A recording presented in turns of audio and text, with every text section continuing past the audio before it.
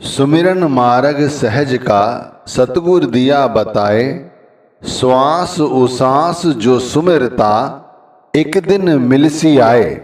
गुरु ने हमें नाम भक्ति का उपदेश दिया है। वो कहते हैं नाम भक्ति करो, वो कहते हैं भजन सुमिरन करो, लेकिन हम भजन सुमिरन नहीं कर पाते।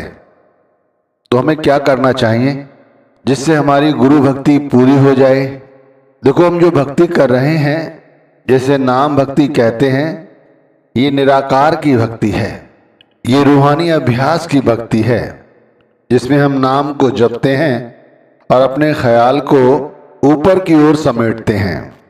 ये भक्ति सहज नहीं है भाई। हमने परमात्मा को देखा नहीं है, फिर हम परमात्मा की भक्ति कैसे करें? हम गुरु को परमात्मा का दर्जा देते हैं, फिर गुरु भक्ति करने लगते हैं, गुरु का ध्यान करते हुए नाम जप करते हैं।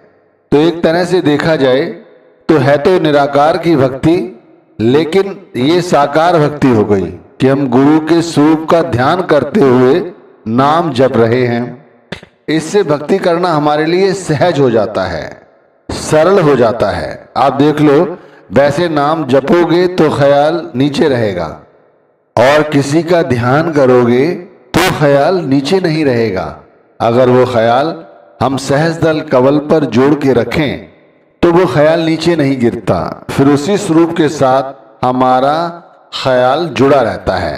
तो हम इस जगह अपने गुरु के स्वरूप को रखते हैं और नाम जपने का अभ्यास करते हैं, जिससे हमारी रूह नीचे के 9 द्वारों में नहीं आती और ऊपरी ठहरी रहती है। फिर धीरे धीरे वो ऊपर की ओर चढ़ती है। बात अब ये है कि हमसे ये भक्ति नहीं होती, हम ये भी नहीं कर पाते। इतना सरल तरीका बताया है। देखो, निराकार की भक्ति सहज नहीं है, सबसे कठिन है निराकार की भक्ति करना, लेकिन गुरु ने इसे कितना सरल बना दिया।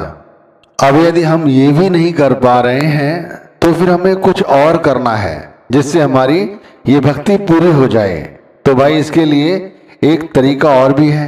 हम 2 तरह से कर्म करते हैं, सकाम कर्म और निष्काम कर्म। यानी वो कर्म जिसके साथ हमारी आसक्ति जुड़ी होती है, जिसके साथ आसक्ति जुड़ी होती है वो हमारे लिए सकाम कर्म होता है, और जिसके साथ हमारी आसक्ति नहीं जुड़ी होती है वो हमारे लिए निष्काम कर्म होता है। अब यहीं से भक्ति की शुरुआत करो। शुरुआत ऐसे करनी है, निज सुख सुमिरन नाम है, दूजा दुख अपार, मनसा वाचा कर्मणा, कबीर सुमिरन सार। भक्ति का सार केवल सुमिरन भजन है।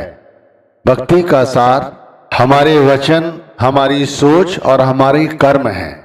तो यदि ये सोचा जाए कि जो कुछ हमारे पास है वो हमारा अपना नहीं है, वो परमात्मा का है, गुरु का है, ये सोचा जाए, इस सोच को अनुभव में लाया जाए। जैसे ये घर, ये दुकान या ये नौकरी या मेरा परिवार, ये जो कुछ भी है वो सब गुरु का है, परमात्मा का है। ध्यान रखिए, ये एक बहुत बड़ी भक्ति है। ये एक ऐसी भक्ति है जो हमें स्वार्थ से निस्वार्थ की ओर ले जाती है, जो हमें आसक्ति से निसासक्ति यानी कि आसक्ति के बगैर जीना सिखाती है। जो अभी हम दुख और सुख के झंझटों में फंसे रहते हैं, उस भव सागर से निकालती है। तो ये भक्ति बहुत सहज है, ये बड़ी सरलता से की जा सकती है, और ये 24 घंटे की जा सकती है। केवल ये ध्यान रखना है कि जो कुछ है वो परमात्मा का है, गुरु का है, शब्द का है, अपना कुछ नहीं। जब हमारे अंदर ऐसे विचार प्रकट हो जाते हैं तो फिर हम कोई ऐसा कार्य नहीं करते जो परमात्मा से, गुरु से संबंधित ना हो। जो भी कर्म करते हैं वो सबके सब गुरु को समर्पित है। उसका जो भी परिणाम निकलता है, चाहे लाभ का चाहे हानि का, वो भी गुरु को ही अर्पित है। इसे ऐसे समझो जैसे हम दुकान पर बैठे हुए हैं और दुकान पर जो ग्राहक आया और वो सामान ले गया, उसने हमें अधिक मुनाफा दिया या ना दिया, हमें इससे कुछ फर्क नहीं पड़ा। हम तो परमात्मा की, गुरु की दुकान पर बैठे हुए हैं और जो ग्राहक आया उसमें गुरु की ही शक्ल देखी, यानी कि गुरु का ही उसे अनुयायी समझकर उसके साथ बर्ताव किया। यदि उसने हमारे साथ कोई घटियाई की या हमारे साथ अच्छाई की, उसका कोई भी परिणाम हमारे मन तक नहीं पहुंचा और फिर हम शाम तक बैठे रहे, चाहे उससे कुछ मुनाफा हुआ चाहे मुनाफा नहीं हुआ, इससे हमें कोई फर्क नहीं पड़ा। हमारा काम था कि हमने गुरु की सुबह दुकान खोली और जाकर उस पर बैठ गए और अपना काम करते रहे। काम क्या था? जो आया उसे गुरु का अनुयायी समझकर उसकी सेवा करते रहे, चाहे वो हमारा शत्रु है, चाहे वो हमारा मित्र है, चाहे वो किसी रंग रूप का है, हमें इससे कोई फर्क नहीं पड़ता। हमने सिर्फ निमित्त गुरु का सेवादार बनकर उसकी सेवा की। इसी तरह घर परिवार में भी जो हमारे साथ जुड़े हुए हैं लोग, जो भी हैं, माता पिता भाई बंधु पत्नी बेटा बेटी, इनके साथ भी हमारा यही संबंध है कि भाई जो कुछ है ये गुरु के हैं और उनकी सेवा करनी है। हम नाम नहीं जप रहे हैं, भजन नहीं कर रहे हैं, लेकिन एक बहुत बड़ी भक्ति कर रहे हैं, वो भी निष्काम कर्म कर रहे हैं और ये सिद्ध कर रहे हैं कि गुरु का जो शब्द है हमने उसे अपना लिया है। हमें हर वक्त यही अभ्यास करना है कि हम अपने कर्म फलों में लिप्त ना हो। ध्यान रखिए, हमें अपने कर्म फलों में लिप्त नहीं होना है। यदि हमारे पास कुछ धन है, हम सिमरन भजन नहीं कर सकते, तो हमें चाहिए कि उस धन को गुरु की सेवा में लगाया जाए। भाई गुरु की साथ संगत है, उसमें दान दिया जाए। हमारे पास बच्चे हैं, हमारी पत्नी है, माता पिता हैं, इन सभी को ऐसा अभ्यास कराया जाए जिससे कि वो गुरु सेवा में रत रहें। जब समय मिले वहां की सेवा करें, नहीं तो ये भी कर सकते हैं कि गुरु के नाम का प्रचार करें। ये भी एक बहुत बड़ी भक्ति है कि गुरु के नाम का प्रचार करें कि देखो यहाँ नाम की चर्चा की जाती है, यहाँ शब्द की भजन बंदगी की चर्चा की जाती है, यहाँ परमात्मा को अंदर देखने का अभ्यास कराया जाता है, यहाँ पर आत्मा का साक्षात्कार कराया जाता है, यहाँ 9 द्वारों से ऊपर आत्मा को चढ़ाया जाता है, यहाँ 5 रूहानी मंडलों के विषय में समझाया जाता है। ये भी भक्ति है। गुरु के नाम का प्रचार करना ये भी एक भक्ति है। सब कुछ गुरु को सौंप दो, फिर सेवादार बनकर गुरु ने जो कुछ दिया है उसमें सेवादार की तरह जो कुछ मिल जाए उसे स्वीकार करो। इसे ऐसे समझो जैसे हम लंगर चखने जाते हैं तो हम बैठ जाते हैं और हमारे हाथ में अपने आप प्रसादा दिया जाता है, अपने आप हमारे लिए जल दिया जाता है, हमें अपने आप देखो आप सब्जी वगैरह दी जाती है, सब कुछ अपने आप हो रहा है। ऐसे ही हमारे साथ अपने आप होता चला जाएगा। जो नाम की भजन बंदगी नहीं कर पा रहे हैं, नामधारी हैं, लेकिन फिर भी उनका मन नाम की भजन बंदगी नहीं करता, तो उनके लिए ये विशेष तौर पर समझा रहा हूं कि वो निष्काम कर्म करना सीखें। ये करें कि जो कुछ है वो परमात्मा का है, जो कुछ है वो गुरु का है। देखो ये भी एक बहुत बड़ी भक्ति है। ऐसे भाव अंदर आना एक बहुत बड़ी भक्ति का प्रतीक है। वैसे तो 24 घंटे नाम जपना है, तो इसी तरह 24 घंटे ये ख्याल रखना है कि मैं गुरु का निमित्त एक सेवादार हूं। कहता हूं कहे जात हूं, कहो बजाए ढोल, श्वासा खाली जात है, 3 लोक का मोल। एक बार ऐसे अगर नाम नहीं जप सकते तो ऐसे भी 24 घंटे अपने आप को गुरु का सेवादार समझकर, सब कुछ गुरु का है ये समझकर एक अच्छा जीवन जी सकते हैं।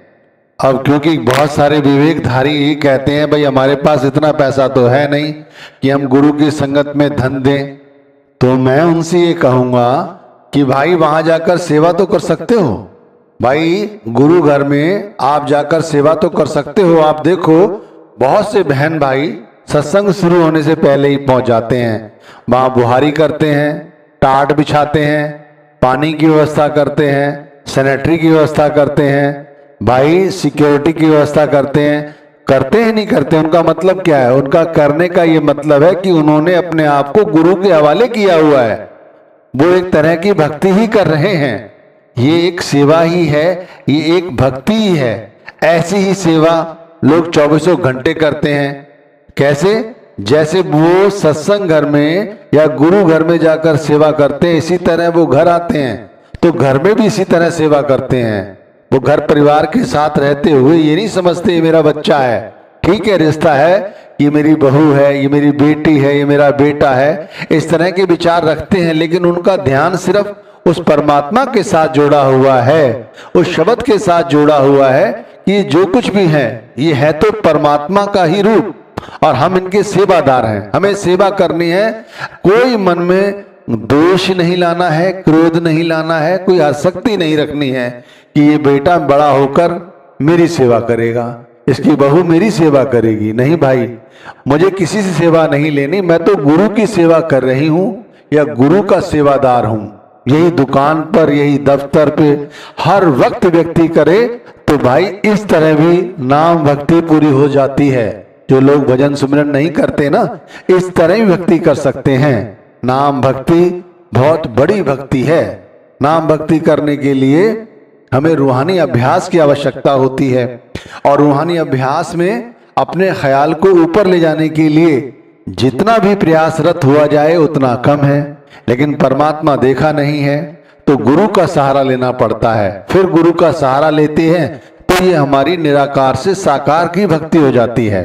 अब साकार की भक्ति कैसे की जाती है आपने खुद देखा होगा कि हम लोग मंदिरों में जाते हैं, वहां पर मूर्ति पूजा करते हैं, वहां पर हम आरती करते हैं, चंदन रोड़ी लगाते हैं, तिलक लगाते हैं, उन्हें भोजन कराते हैं, फिर घर आते हैं, फिर खुद भोजन करते हैं, इसी तरह जीवन जीते हैं। ठीक इसी तरह गुरु के स्वरूप का ध्यान करें तो इसी तरह का ध्यान करें कि गुरु की चेतन आंखों का ध्यान करते हुए शब्द के अंदर प्रवेश करने की कोशिश करें तो ये रूहानी अभ्यास हो जाएगा। अब ये अभ्यास हमसे बनता नहीं है, इस अभ्यास को हम कर नहीं पा रहे हैं, इसीलिए हम कोई ना कोई सरल से सरल रास्ता अख्तियार करते हैं। तो ये सबसे सरल तरीका है, लेकिन मौज वाला भी है। आप देखो, एक तरफ हम इतना परेशान हैं, कितने परेशान हैं, हर वक्त हमें कोई ना कोई चिंता लगी रहती है, चाहे घर परिवार की हो, चाहे कारोबार की हो, चाहे इस शरीर की हो, चिंताएं लगी रहती हैं।